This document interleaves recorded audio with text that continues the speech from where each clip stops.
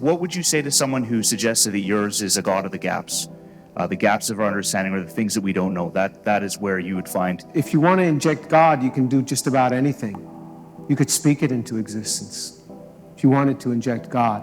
But I've intentionally taken this talk and I've not inserted God, and to say, here is the scientific problem that we're up against. It is clearly a very, very difficult problem. The origin of life is the most difficult question, far more difficult than Darwinian evolution. The origin of life is a very, very hard problem.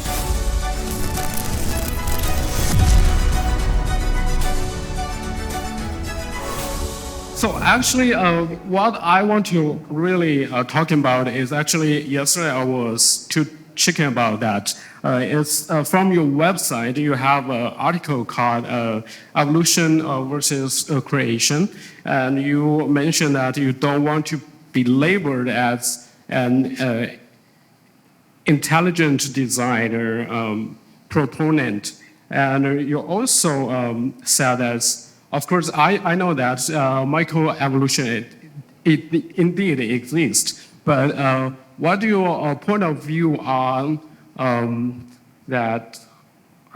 Is anything you changed? Because what I see from these articles, a lot of the resources here is quite updated. Is back in 2000.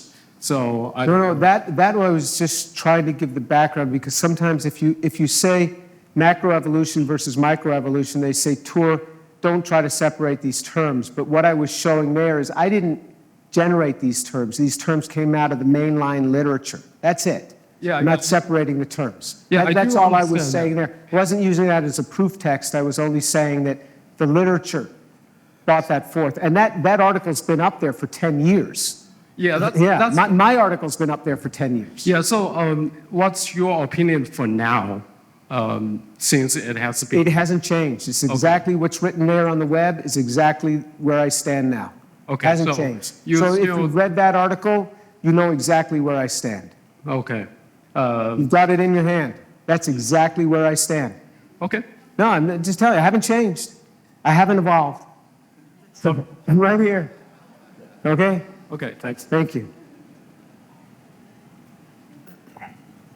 Hello, sir. Hello again. Hello again. Yeah. My name is Sunny. I'm a first-year computer science student at Waterloo. Yeah, thanks for coming. Did I get the computer science right? Yeah. Were there things that I talked about coding? I'm a first-year student. Oh. Okay. Yeah. I actually have a very strong connection with Rice University because they rejected me last year.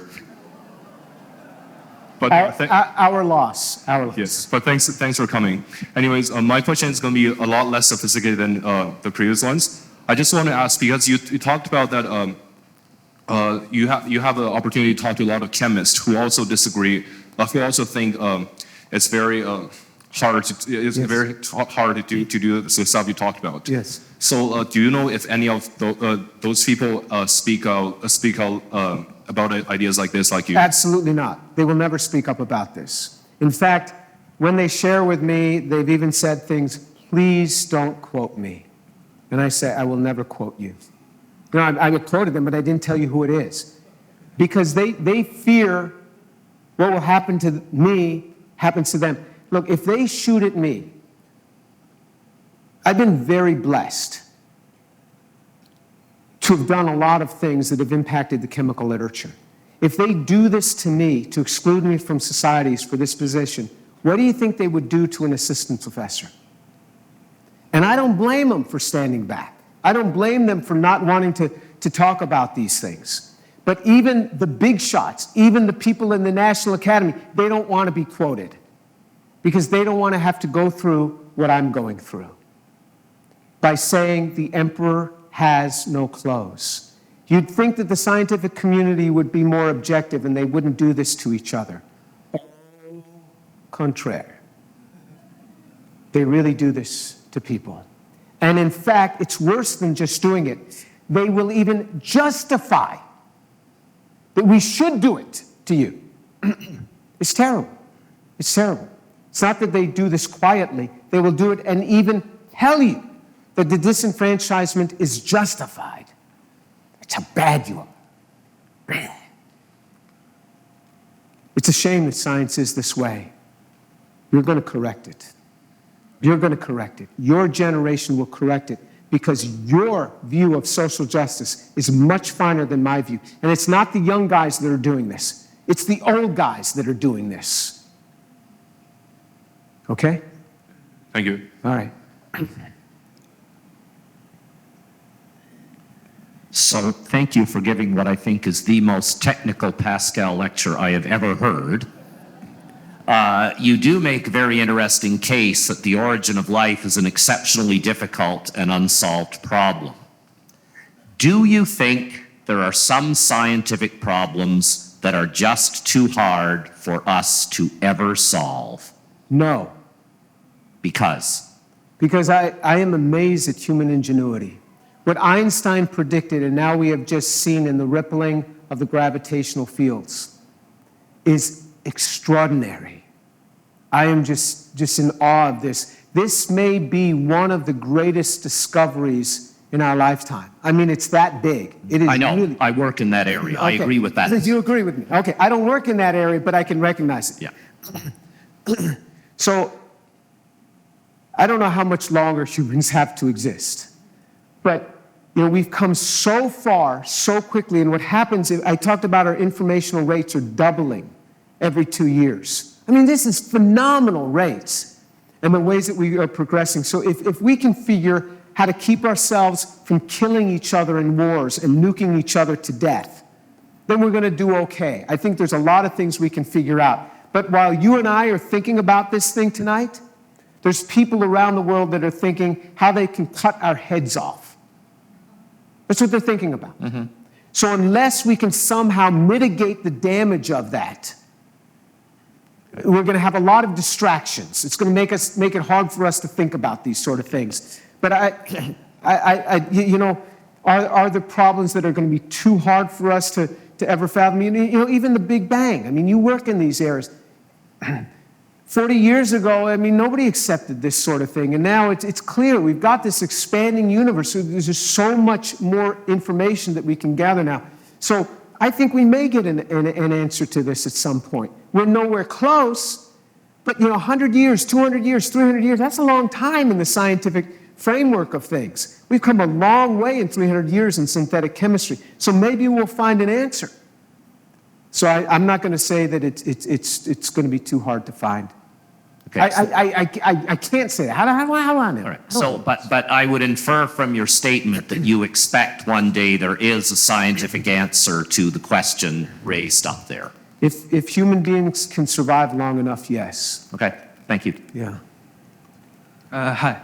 I was just wondering, how would you incorporate the idea of scale in that why isn't it just the origin of life be a matter of probability, considering the massiveness of the universe and the billions and billions of years? Yes, so the probabilities are so dauntingly impossible. When you talk to mathematicians, the numbers are like 1 in 10 to the 90th. I mean, it's huge, huge improbabilities. Now, this you have to do many, many, many times over and over and over again. And it is such a cop-out to say, well, you got 14 billion years. The Earth is, 5 billion years or something. I mean, 5 billion years, a lot can happen. I mean, this is such a cop-out. These are the problems you got to face. The probabilities are so daunting against you. And then what I'm saying is, even if you got it all, that's why I assembled the dream team, even if they had it all, then what? We're clueless. We are absolutely clueless. And I'm telling you, you could wait billions of years. It's not going to happen. Not going to just happen by anything that we know now. So if you want to chalk it up and just say it's a probability, many mathematicians would disagree with you who've looked at just sheer probabilities. But what I'm showing you is the difficulty of this, the utter difficulty. And I didn't even talk about all the decomposition that occurs. So you get to a certain point, it sits out for 10 years, which is a nanosecond in geological time frames. In 10 years, an organic compound exposed to the air is gone. It is history. So everything you worked to that point is just gone. So it's billions of years of stuff working against you. Thank you very much for that. My name is Derek. Thank you for a very informative and interesting presentation. My question is very brief. It is, what would you say to someone who suggested that yours is a God of the gaps of our understanding, or the things that we don't know? That is where you would find answers to the questions that you don't have results for. So I didn't bring up God in this at all, I think. So that's not a part of this talk. So, you know, if you want to inject God, you can do just about anything. You could speak it into existence if you wanted to inject God. But I've intentionally taken this talk and I've not inserted God. And to say, here is the scientific problem that we're up against. It is clearly a very, very difficult problem. The origin of life is the most difficult question, far more difficult than Darwinian evolution. The origin of life is a very, very hard problem. Something that you have to solve before you can even discuss evolution. You have to solve this one. If you want to inject God, God can speak it into existence, but I've not done that. If you're enjoying this series, give us a thumbs up and click the subscribe button, and that way you'll hear when we're coming out with new videos. There are no salaried employees in this organization. All the accounting, all the legal work, that's all done by friends of mine. The only thing that I have to pay for is the production work, and if you could help us out with that, I'd appreciate it. There's a link below where you can just click on that and help us in several different ways. Thank you.